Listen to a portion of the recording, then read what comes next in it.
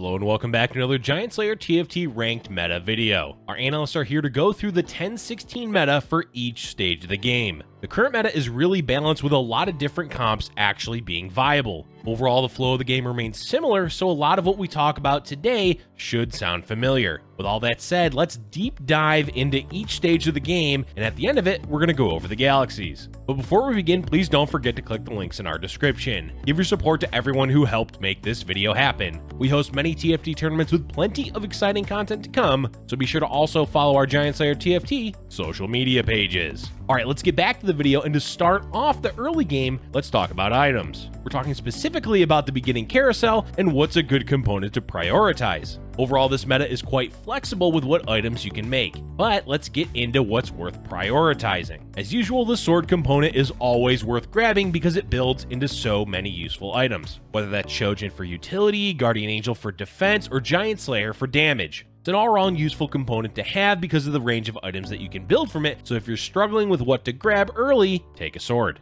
Glove is another priority component as it makes into quite a few meta items, those being Shroud of Stillness, Infinity Edge, Last Whisper, and Hand of Justice. Basically, like the sword, you're going to be able to use the glove for a wide variety of useful items. Lastly, let's talk about Tear and Rod. Both of these components are useful, but they often build into items that move your game plan in a certain direction. Shojin with Tear is a bit more of a broad item, but blue buff points you towards champions like Teemo, Syndra, or Victor. Rod can augment all of those champions by building into Morel Namicon, Deathcap, or even a Jeweled Gauntlet. Keep in mind that you do need a Tear for Hand of Justice, which is a fantastic item in the current meta. Before we move on, let's mention a few standout items to look for that are either good all around or niche and worth considering. First is Ionic Spark. Ionic is an early slammable item because it's both useful and doesn't give your composition any specific direction. It can be used in many different builds. Zephyr is similar though, less of an early game item and more of a mid to late game one.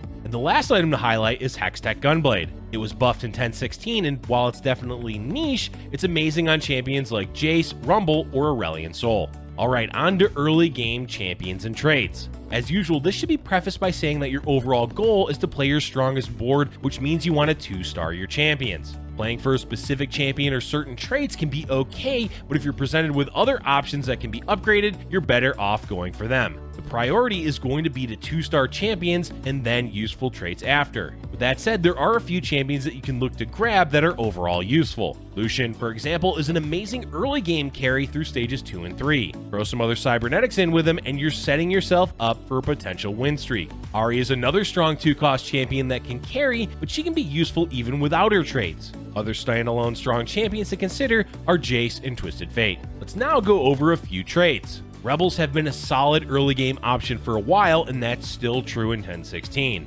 Ziggs, Malphite, and a third Rebel make an easy foundation to build from that can get you through all of Stage 3 easily. Also, be sure to grab Rumble if you're able to, because early Demolitionists are amazing, especially with how much damage Rumble can output. One other trait to mention is Space Pirates, as both Darius and Graves were buffed last patch. Preferably, you're able to find a Jace as well, otherwise the former two champions will get outscaled quickly. Space Pirates may have a hard time transitioning later, but they've once again become a solid early game option. And of course, we have to talk about Bard before we move on. Bard, despite getting nerfed, is still quite a useful early game champion. He's not going to earn you as many meeps as before, but enough to at least get to level 5 for less gold than usual. If you're really lucky and can 2-star him early, you can definitely hold onto him longer. Otherwise, a good rule of thumb is to sell him after Krugs if he's still level 1. The last section of the early game is about leveling and economy. The meta, which at this point we can probably just say is the standard way to play set 3, is still aggressive. That means you're going to level early and use your gold more so than trying to save up. Generally, you're going to want an early 4, so level on either 2-1 or 2-2. On the 2-4 carousel, you can either pre-leveling, which means hitting the level up button once prior to the start of 2-5, or you can simply wait to level 5 afterwards. Pre-leveling is only doable if you've leveled to 4 already. An advantage of pre-leveling is a chance to roll 4-cost champions with a higher chance to find 3-cost champions as well. It won't always pay off, but if you're aiming to play a 4-cost carry like Jinx, it can be beneficial. We should mention that you can play non-standard and instead level slower for more economy. The main risk of this is that you'll lose a lot more health early game than usual, so only play this if you're comfortable having lower health in the mid game. All in all, the early strategy is about trying to win streak and squeaking out what advantages you can. Be sure to scout out the other players so you're not caught off guard by things like Blitzcrank, Shroud, or Infiltrators. Time now to talk about the mid game. At this stage of the game, which begins around the time most players hit level 6, you should have overall 3 goals.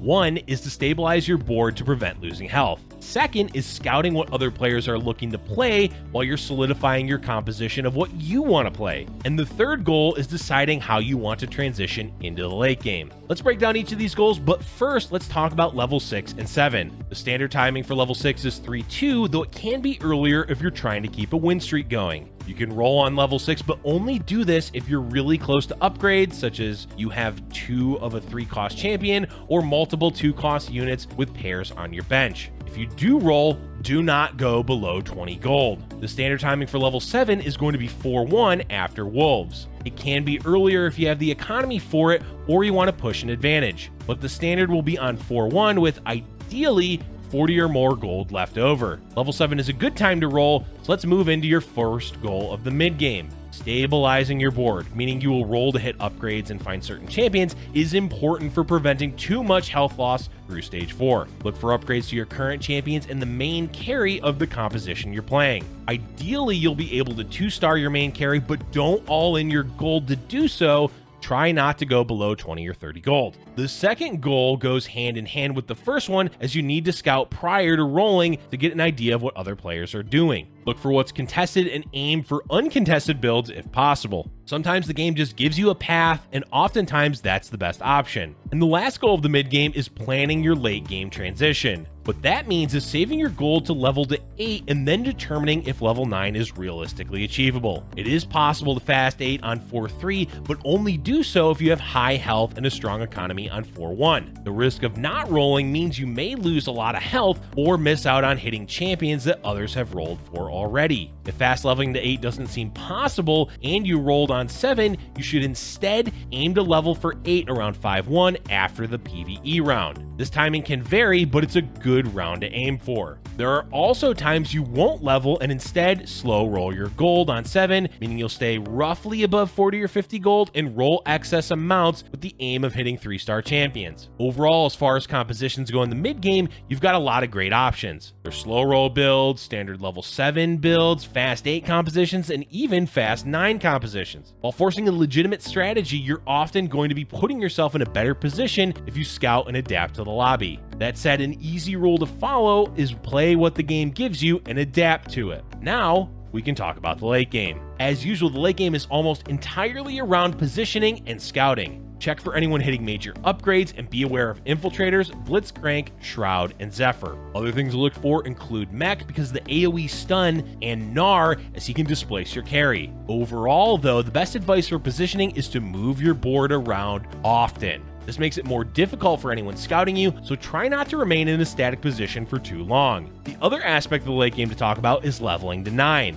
When should you do it? Honestly, there's no standard timing as it varies based on a few things. First is your health. If you're below 30 health, then you're probably not going to level to 9, and instead, you need to roll to hit upgrades. Only level to 9 at that low of health if it really gives you a good power spike. Another thing you have to consider is your economy. You have to ask yourself this: can you safely level to 9 and have enough gold left over to roll? If you can't roll after leveling to 9, then you really should just wait and delay it for a few rounds. Hold on to your gold for a few extra rounds, so instead of having 10 or less gold to roll, you've got 20 or 30 to roll. As for what to play at level 9, it really depends, but in general, 5-cost champions are the go-to. Almost any 5-cost champion is worth playing, especially if you can 2-star them, but play to what your composition has. There's no perfect answer for what to play, simply play what you hit and what works well for your comp. And the last section for today is about galaxies. As usual, let's just get Treasure Trove out of the way because, well,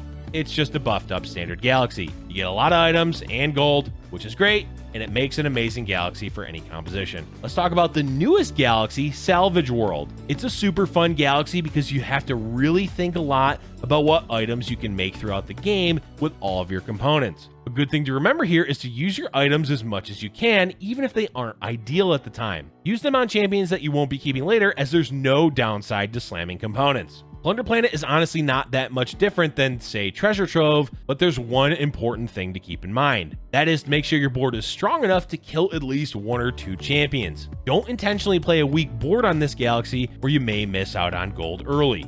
Trade Sector is decent for any composition, though it definitely favors reroll builds, whether that's a hyper roll build like Shredder or slow roll builds like Slash Bros. Keep in mind, if you pre-level to 5 on 2-4, your shops on 2-5 will have 2 chances to roll a 4-cost champion. The new Galactic Armory has been great so far. Getting components instead of full items has been way more interesting. But that said, you should try to use as many components as you can early game, otherwise you're going to be at a large disadvantage to others who use their items. Honestly, Binary Star isn't great for a lot of compositions. It hurts a lot not being able to have 3 items on your main carry. Cybernetics are still the best here, as spreading out items is normal for them. Astro Sniper can be surprisingly good here because both Teemo and Jin really only need 2 items to do well, so definitely consider that build, as most players are likely going to contest Cybers here. Dwarf Planet should really be renamed to Mech Planet because so many players play Mech on this galaxy. It does make sense, as the Mech can hit the backline with its stuns and does a lot of AoE damage. The best tip for this galaxy is be very aware of how other players are positioned. It is really easy to get your main carry stunned, shrouded, or displaced by Gnar if you're not scouting and repositioning often. Super Dense is another all-around good galaxy. It's especially great for the late game since you have an additional champion to work with. There's not really any specifics here that you need to worry about, but be wary of the other players getting early power spikes after they get their free Force of Nature. And that is going to be it for today's video, folks. We hope this breakdown of the ranked meta will help you climb in the last few days before the new patch arrives. Let us know in the comment section below how your ranked climb is going and what you're looking forward to in patch 1017. Thank you for watching, and if you're enjoying our content, be sure to hit the like button and subscribe for future Giant Slayer TFT videos.